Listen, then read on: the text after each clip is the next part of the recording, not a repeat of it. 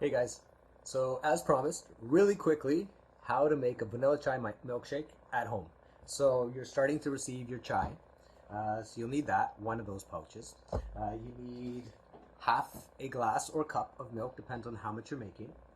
You want half a cup of ice cream. I'm using vanilla. You can use any brand that you use. So you're taking one of your pouches, tore open and into the blend. I've already got it in there. That's one pouch. So from there, you're going to take your ice cream and hopefully it drops perfectly on in there. You're going to take half a glass of milk. That's it. I might not even want that much, so you might do a little less milk and make it a thicker milkshake. Anyhow, I'm doing exactly half and half to see exactly what it turns like. So let's do this.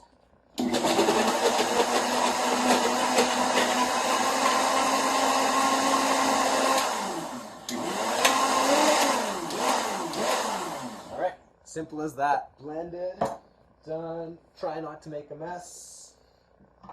All right, so how thick is that going to be? Oh yeah.